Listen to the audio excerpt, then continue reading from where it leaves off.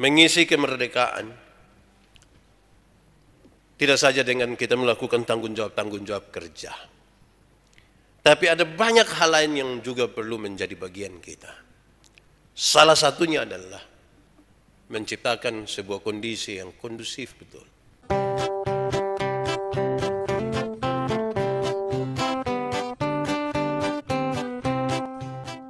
Saudara-saudara, mari kita berdoa untuk pemberitaan firman Tuhan. Mari berdoa. Ya Tuhan, terima kasih banyak. Tuhan sudah memanggil kami dalam persekutuan bersama ini. Baik yang ada di sini maupun yang ada di rumah-rumah. Satu hal yang kami percaya, kalau Tuhan memanggil kami, pasti Tuhan melawat kami. Oleh kuat kuasa Roh Kudus-Mu kami mohon, supaya di waktu di mana kami belajar dari firman Tuhan, kami semua dimampukan untuk mengerti kehendak firman-Mu, dan dimampukan juga untuk melakukannya di dalam hidup kami tiap-tiap hari. Tuhan, jauhkan semua penggoda pencobaan. Biar dalam damai sejahtera-Mu kami belajar firman Tuhan. Kami rindu pada firman-Mu. Berfirmanlah bagi kami Tuhan. Di dalam nama Yesus, firman yang hidup itu, kami berdoa. Amin. Bapak Ibu saudara-saudara yang dikasihi dalam Tuhan Yesus, masih dalam bulan kebangsaan, bulan Agustus. Dan tema kita hari ini yang ditetapkan oleh Majelis Sinode Gemit adalah merawat kemerdekaan, menjauhi permusuhan. Pembacaannya terambil dari surat Galatia pasal 5 ayat 1 sampai ayat yang ke-15. Galatia pasal 5 ayat 1 sampai ayat yang ke-15, kemerdekaan Kristen. Supaya kita sungguh-sungguh merdeka, Kristus telah memerdekakan kita. Karena itu berdirilah teguh dan jangan mau lagi dikenakan perhambaan. Sesungguhnya aku, Paulus, berkata kepadamu, jikalau kamu menyunatkan dirimu, Kristus sama sekali tidak akan berguna bagimu. Sekali lagi aku katakan kepada setiap orang yang menyunatkan dirinya, bahwa ia wajib melakukan seluruh hukum Taurat. Kamu lepas dari Kristus, jikalau kamu mengharapkan kebenaran oleh hukum Taurat. Kamu hidup di luar kasih karunia. Sebab oleh Roh dan karena iman, kita menantikan kebenaran yang kita harapkan. Sebab bagi orang-orang yang ada di dalam Kristus Yesus, hal bersunat atau tidak bersunat tidak mempunyai sesuatu arti. Hanya iman yang bekerja oleh kasih. Dahulu kamu berlomba dengan baik. Siapakah yang menghalang-halangi kamu sehingga kamu tidak menuruti kebenaran lagi? Ajakan untuk tidak menuruti lagi bukan datang dari Dia yang memanggil kamu. Sedikit lagi sudah menghamirkan seluruh adonan. Dalam Tuhan, aku yakin tentang kamu bahwa kamu tidak mempunyai pendirian lain daripada pendirian ini. Tetapi barang siapa yang tidak mengocakkan kamu, ia akan menanggung hukumannya, siapapun juga dia. Dan lagi aku ini, saudara-saudara, jikalau aku masih memberitakan sunat, mengapakah aku masih dianiaya juga? Sebab kalau demikian, salib bukan batu sandungan lagi. Baiklah, mereka yang menghasut kamu itu memberikan saja dirinya. Saudara-saudara, memang kamu telah dipanggil untuk merdeka. Tetapi janganlah kamu mempergunakan kemerdekaan itu sebagai kesempatan untuk kehidupan dalam dosa. Melainkan layanilah seorang akan yang lain oleh kasih. Sebab seluruh hukum Taurat tercakup dalam satu firman ini, yaitu kasihilah sesama manusia seperti dirimu sendiri. Tetapi jikalau kamu saling menggigit dan saling menelan, awaslah supaya jangan kamu saling membinasakan.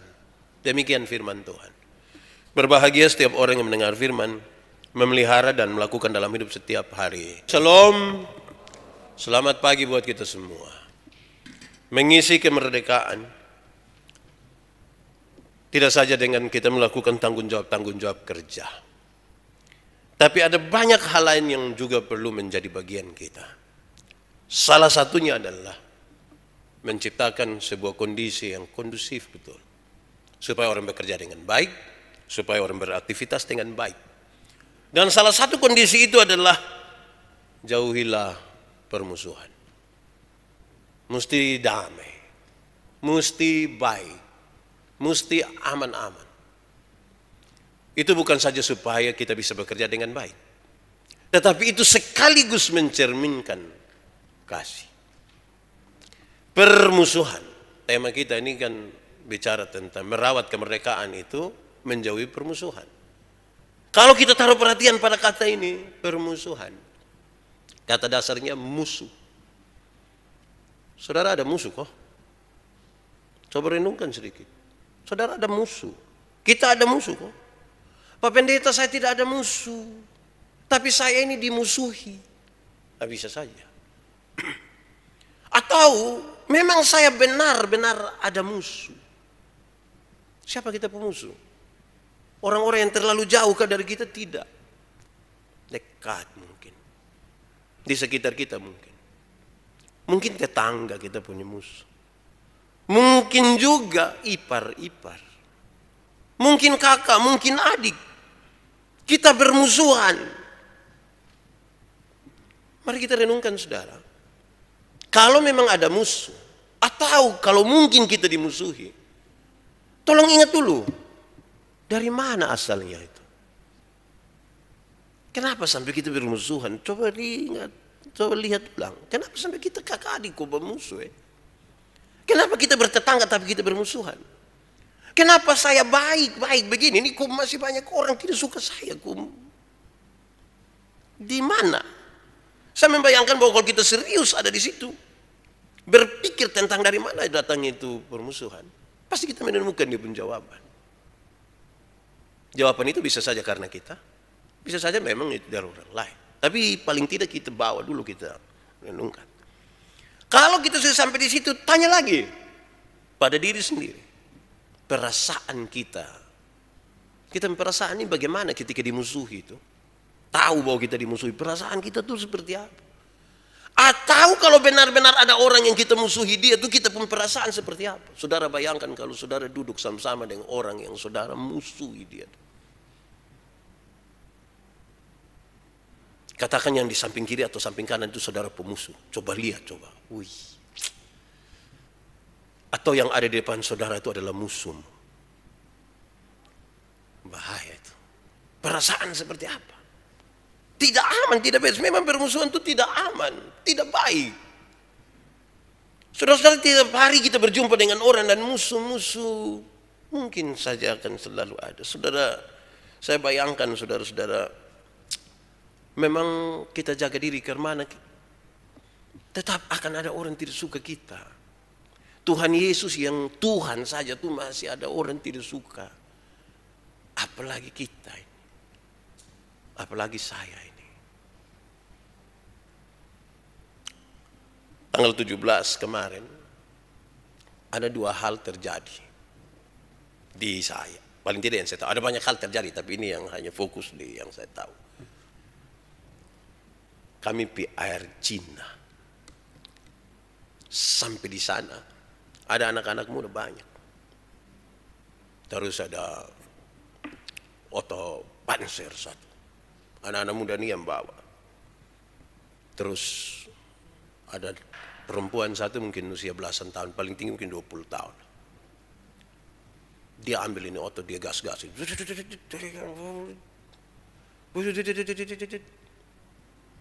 Semua orang pasti lihat tuh. Berulang-ulang. Sampai satu waktu tiba-tiba itu Otto tidak mau jalan lagi. Tiba-tiba dia makin gas, dia makin gali pasir di dalam. Tiba-tiba ban sebelah kanan depan itu tidak mau putar lagi. Saya mau tanya saudara, kira-kira kalau saudara orang yang ada di situ dan lihat itu keadaan, saudara puas hati karena mana? Yang dari tadi dia ada ribut-ribut, tiba-tiba, saudara rasa karena mana tuh? Saudara pun perasaan.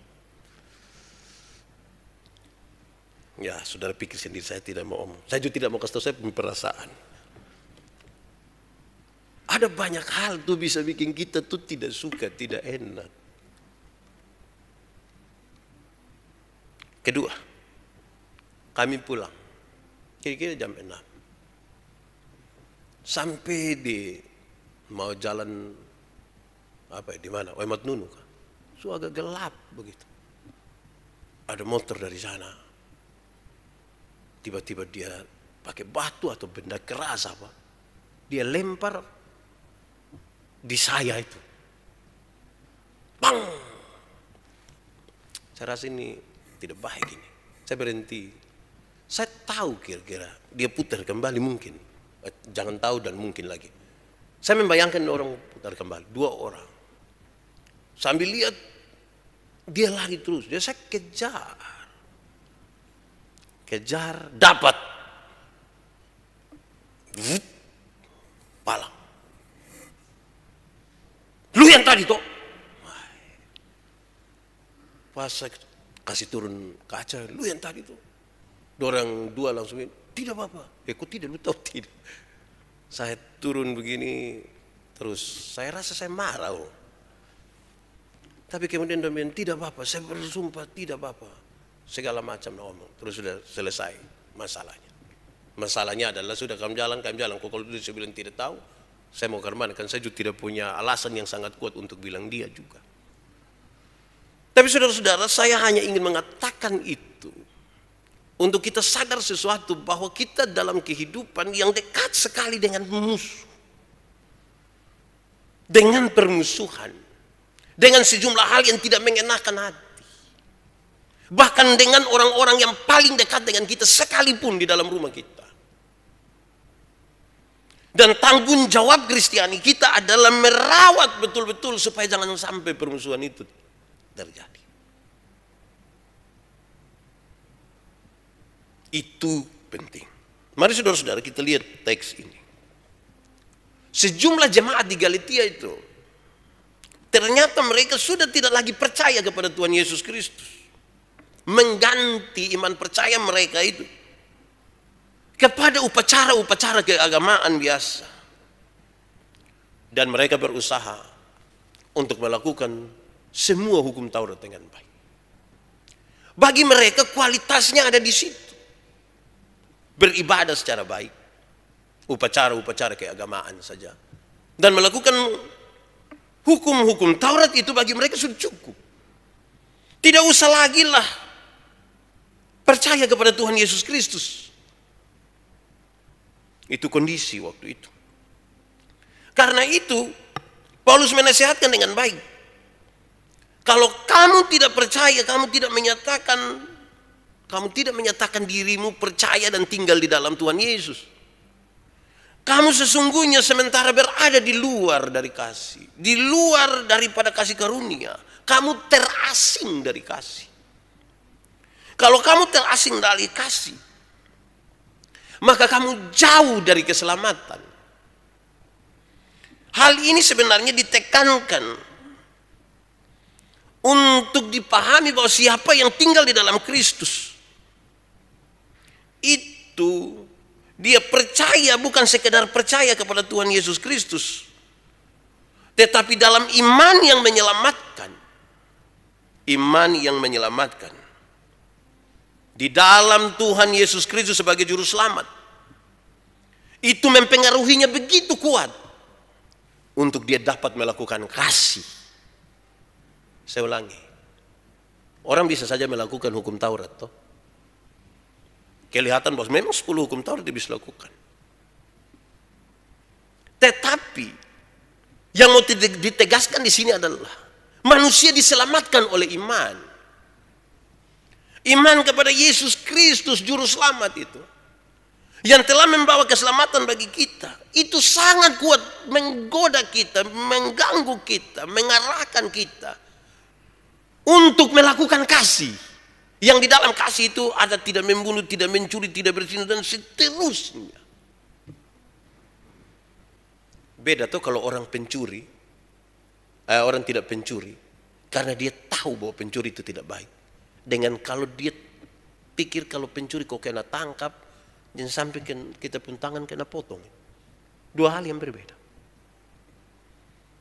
Karena itu Paulus menegaskan kembali tentang iman yang sungguh-sungguh kepada Kristus, yang akan menggerakkan kita melakukan kasih. Dan dalam situasi seperti apapun yang rumit, kita masih bisa merawat kasih itu dengan baik. Tetapi siapa yang yang tidak sungguh-sungguh beriman kepada Tuhan Yesus, dia pasti menolak itu. Dia akan pakai sejumlah alasan untuk membenarkan dirinya melakukan sejumlah hal. Waktu dia pukul orang, dia akan kasih tahu, saya pukul dia pun sifat itu. Pukul di sini tapi pukul dia pun sifat. Sifat apa yang ada di sini? Nah, itu dua hal yang beda. Nah, saudara-saudara, mari kita lebih jauh memahami tema ini dari sejumlah pesan yang saya ingin untuk kita renungkan bersama. Pertama, saudara-saudara, tema utama dari penyelamatan Yesus Kristus itu adalah pendamaian. Itu tema utama. Tuhan Yesus datang sebagai juru selamat, menyelamatkan saya, menyelamatkan saudara. Tema utamanya adalah pendamaian. Oleh karena dosa manusia telah jauh dari Tuhan Allah. Oleh karena dosa bahwa manusia itu sudah saling membenci seorang dengan yang lain, tidak lagi mengasihi seorang dengan yang lain. Tuhan datang dan menyelamatkan manusia. Dalam penyelamatan itu terjadi pendamaian. Pendamaian antara manusia dengan Tuhan Allah, pendamaian antara manusia dengan manusia. Sehingga kalau kita memahami keselamatan dalam kerangka pendamaian itu, mestinya sekalipun kita dimusuhi, kita tetap ada di dalam damai. Sekalipun kita dimusuhi, kita tetap ada di dalam damai. Kita akan menjaga supaya tidak terjadi permusuhan kalau kita sadar akan keselamatan yang dikerjakan itu dengan tema pendamaian itu.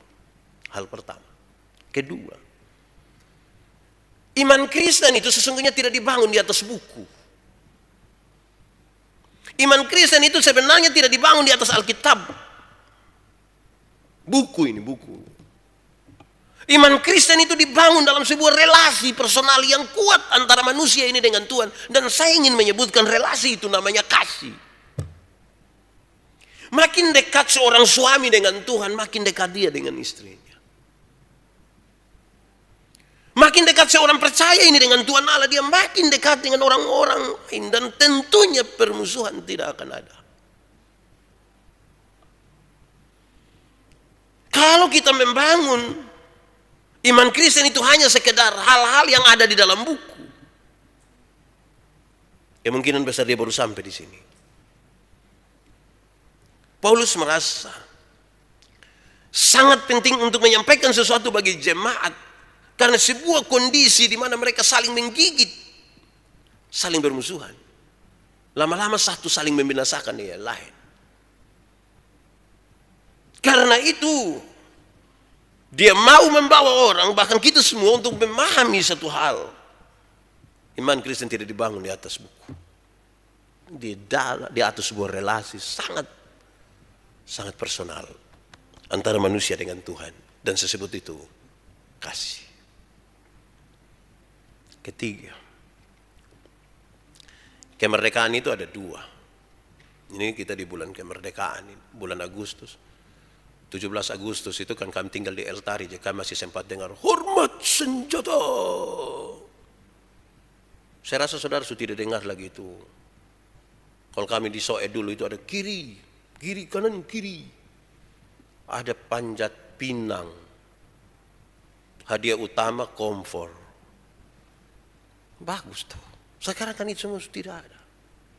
Kemerdekaan itu sudah tidak lagi upacara lah ini. Tapi ada dua kemerdekaan yang berkaitan dengan kedaulatan satu negara. Karena itu Indonesia merayakan di tahun ini kemerdekaan yang ke-76. Kita menyadari itu sebagai berkat akan bangsa ini yang Tuhan berikan. Dan kita perlu mengisinya dengan hal-hal yang baik, berguna, bermanfaat. Tetapi yang kedua, sekaligus kita memahami sesuatu yang menjadi refleksi iman orang-orang percaya tentang kemerdekaan Kristiani. Dalam kemerdekaan Kristen kita sadar bahwa Tuhan telah menyelamatkan dan membebaskan kita. Kita merdeka sekarang di dalam kasih. Kalau kita merdeka di dalam kasih, itu bukan berarti sebebas-bebasnya sekarang kita bisa melakukan apapun, karena Tuhan itu juru selamat dan Dia mengasihi kita. Di media sosial saya baca 1-2 komentar. Ketika orang-orang yang tidak percaya kepada Yesus, mereka bilang begini, aneh itu orang-orang Kristen. Mereka bicara, mereka percaya tentang pengampunan dosa. Kalau mereka percaya pada pengampunan dosa, berarti bebas saja berbuat dosa. Karena kalau berbuat dosa, kan pasti diampuni. Saya bersyukur karena yang bicara itu bukan orang Kristen. Tapi kalau sampai itu memang terjadi dalam kalangan kekristenan, saya atau saudara, saya kira ini persoalan. Maka dijelaskan dengan baik dalam teks ini, kalau kamu merdeka karena Tuhan menyelamatkan kamu, bukan berarti kamu bebas melakukan dosa. Tetapi kamu akan semakin giat untuk melakukan kasih. Karena hanya karena kasih kita diselamatkan. Semakin banyak waktu untuk melakukan kasih, maka semakin sedikit waktu untuk kita melakukan dosa. Saya ulangi, semakin banyak waktu yang kita pakai untuk melakukan kasih, makin sedikit waktu bagi kita untuk melakukan dosa. Jadi aktivitas dari orang-orang yang merdeka secara Kristiani adalah aktivitas kasih. Bukan bebas untuk melakukan dosa. Pernah dengar itu kalimat yang Pak, kalau bikin dosa itu jangan bikin sedikit-sedikit. Bikin banyak-banyak. Supaya kalau Tuhan marah dia tendang kita lewat neraka. Langsung ini orang ini tidak ditendang. Dia masuk sendiri. Langsung turun. Saya kira mari kita luruskan sebuah pemahaman. Bahwa karena kasih yang besar bukan berarti sebuah kesempatan. Memang dalam kondisi kita sekarang kita berjumpa dengan sejumlah orang memanfaatkan orang lain pun kebaikan. Kalau ada orang buat baik, orang dia tahu itu orang tidak tahu marah, dia bilang tidak apa-apa. Banyak suami juga begitu. Dia tahu dia punya istri tidak marah dia, jadi sudah. Kau pulang paling mamtua sengaja tidak beromong satu kali. Saya punya teman satu, dia tahu bahwa dia pulang pagi ini istri marah. Satu saat dia pulang, dia tahu bahwa istri marah, dia langsung bilang, ini saya pun diri, silakan marah, sudah tidak apa-apa. Bagi dia dengan dia melakukan itu, dia sudah menyelesaikan masalah. Toh. Saya kira bukan itu. Bukan itu. Karena kita diselamatkan, maka kita berlomba-lomba untuk melakukan kasih. Dan saya ingin menyebutkan, ketika kita melakukan sesuatu, itu ungkapan syukur kita atas karunia Allah yang besar yang telah menyelamatkan kita. Berikut saudara-saudara. Pertengkaran, permusuhan, sengketa itu disebabkan oleh keinginan yang jahat. Keinginan yang jahat seperti apa Pak Pendeta? Pertengkaran, permusuhan, sengketa itu semua keinginan yang jahat, itu didasari oleh keinginan yang jahat. Yang jahat seperti apa? Satu, keinginan yang jahat untuk dihormati. Orang kalau sudah terlalu keinginan untuk dihormati, terlalu merindukan untuk dihormati, dia bisa jahat. Keinginan untuk diakui, keinginan untuk berkuasa, keinginan untuk bersenang-senang, keinginan untuk mendapatkan uang yang banyak, keinginan untuk lebih dari orang lain secara persaingan yang tidak sehat. Keinginan-keinginan yang tidak baik ini jahat dan dia akan menjadi dasar dari sengketa dan pertengkaran, permusuhan. Pak Pendeta, jadi apakah kita tidak boleh ada keinginan? Boleh. Manusia mesti ada keinginan-keinginan. Manusia mesti ada target-target. Manusia mesti ada sejumlah hal yang mesti dia nikmati. Tapi hati-hati supaya jangan keinginan itu jahat. Kita semua kan rindu dihormati, kita rindu diakui, kita rindu memperoleh kuasa, kita rindu bersenang-senang, kita rindu untuk dapat uang yang banyak, kita rindu untuk lebih dari orang lain. Tapi jaga supaya dia jangan jahat. Karena ini akan jadi sumber permusuhan. Dan saya kira yang harus melingkupi itu semua adalah kasih, supaya kita tidak jahat.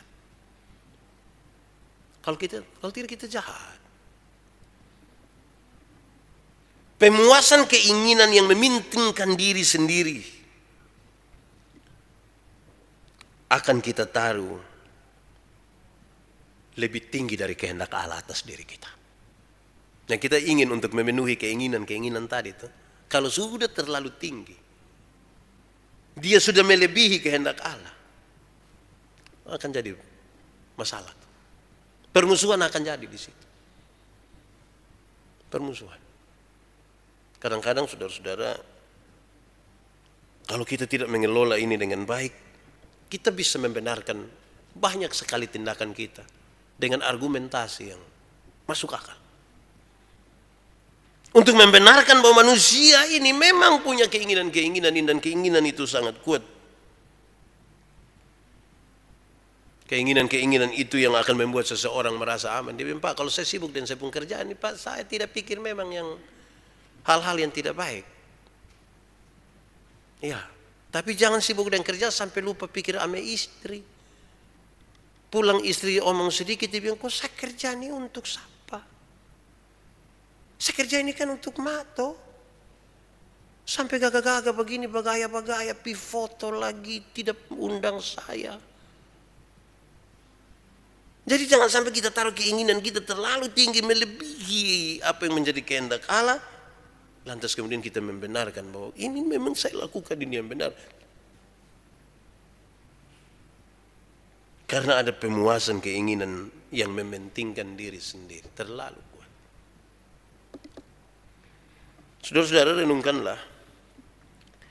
Apabila hal ini terjadi, tadi memuaskan keinginan kita begitu kuat, lebih tinggi dari kehendak Allah, muncullah permusuhan. Muncullah pertikaian. Kenapa? Karena masing-masing orang akan mementingkan dirinya sendiri. Persaingannya menjadi tidak sehat. Mereka yang bertanggung jawab atas terjadinya hal-hal yang menunjukkan bahwa kita di luar dari kasih karunia. Orang kalau makin egois, karena dia betul-betul hanya berpikir tentang dirinya sendiri. Kan di satu sisi kan masuk akal sekali. Saya kerja nih Pak, saya tidak pusing memang dia orang pun rumah saya tinggal buang. Saya sibuk dan saya pun saja. Kan masuk akal sekali ini. Tetapi kalau tidak dikontrol dengan baik sampai kemudian dia berusaha begitu rupa untuk menyingkirkan orang lain dan sebagainya, padahal kelihatan dia fokus pada kerjanya. Ini makin menunjukkan bahwa kita sementara berada di luar dari kasih karunia.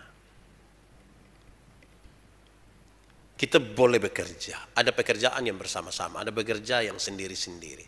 Ada yang tidak harus ketemu semua orang, tapi jangan kasih itu menjadi hilang. Jangan kasih itu menjadi tawar. Karena itu kita egois, itu kita mementingkan diri sendiri. Itu hanya untuk kepentingan kita. Kemerdekaan Kristen itu kemerdekaan yang sekaligus berkepentingan juga dengan orang lain.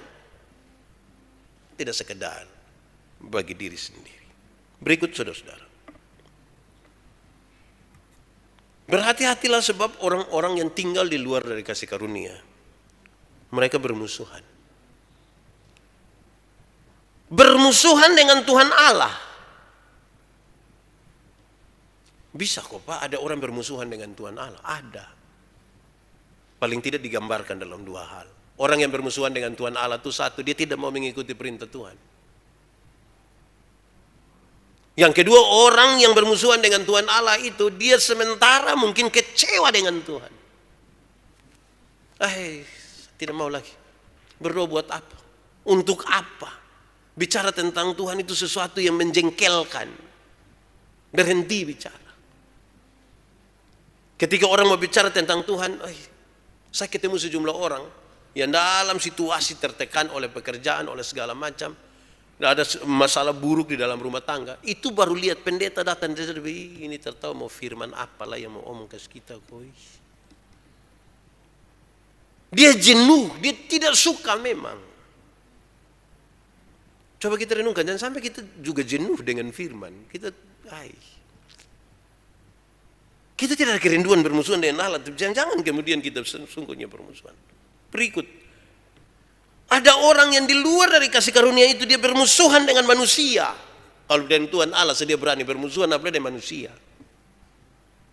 Hidupnya penuh dengan amarah, fitnah, dan sejumlah hal lain yang ingin membinasakan orang lain. Berhati-hatilah saudara supaya kita tidak menjadi bagian seperti itu. Berikut, saudara-saudara, pertanyaan untuk kita. Lalu Pak Pendeta, bagaimana kita mengatasi permusuhan itu? Pengampunan itu tidak bisa kita hindari. Kita butuh mengampuni. Karena kita sudah terlanjur marah ini. Kita sudah tidak suka, kita butuh mengampuni. Kita butuh mengampuni. Saya berbicara berulang-ulang. Pengampunan itu satu paket dengan pendamaian. Jangan pisah. Di mana ada pengampunan, di situ ada pendamaian. Di mana ada pendamaian, di situ ada pengampunan. Karena ada orang mau mengampuni tapi tidak mau berdamai. Ada yang mau berdamai tapi tidak mau mengampuni. Dalam pengampunan itu paketnya dengan pendamaian. Orang yang mengampuni tapi tidak mau berdamai itu saya sering bilang, dia biasa bilang begini, Pak Pendeta, untuk marah saya tidak marah, untuk marah saya tidak marah, kau mau marah, kau mau bikin apa. Kita sutua-tua, dia mau datang di rumah ada. Tapi untuk saya biar. Jadi mengampuni, tapi tidak mau berdamai. Ada yang kebalik, mau berdamai, tapi tidak mau mengampuni. Itu biasa dilakukan secara terpaksa. Itu biasa terjadi di anak-anak kecil. Dorang main kelereng, kau bertengkar, berkelahi, terus dia pun bapak datang. Anak kamu kenapa kamu berkelahi? Ini lupus saudara. Kalau engkau susah, bukan kelereng yang bantu. Saudara, damai. Itu dia pun damai, saudara bisa bayangkan itu keterpaksaan berdamai. Tangan dia seorang pi muka tapi kepala pi belakang. Cium ini yang kau saudara yang cium sabu. Itu dia cium tapi sama ke otot solo, loder, berdamai tapi tidak mau mengampuni. Ke hati kerasna. Karena itu untuk menyelesaikan persoalan permusuhan mesti mengampuni, mesti. Kedua, penerimaan. Mengampuni, terus menerima. Sesungguhnya dia tidak jauh-jauh di itu lingkaran. Mengampuni itu kan bukan berusaha untuk melupakan masalah. Kan? Makin sakit hati makin tidak bisa melupakan. Tapi mengampuni adalah membebaskan diri. Menyambut dia orang. Menyambut di itu masalah. Sambil siap. Mungkin besok dia bikin masalah baru lagi. Tapi ini penerimaan. Saudara-saudara, itu semua hanya sesuatu yang sangat berkaitan dengan kalau kita tinggal dalam bingkai yang kita sebut sebagai kasih karunia. Kualitas hidup itu ada di situ. Tuhan memberkati kita. Amin. Mari kita berdoa. Tuhan Allah kami, Bapa pengasih dan penyayang. Terima kasih banyak Engkau sudah menolong kami. Sehingga melalui firman-Mu kami menyadari sesuatu. Betapa pentingnya kami tinggal di dalam kasih karunia. Ya Tuhan, kuatkanlah dan teguhkan kami. Supaya kami boleh menyatakan kasih itu di dalam hidup kami. Di dalam nama Yesus kami berdoa. Amin.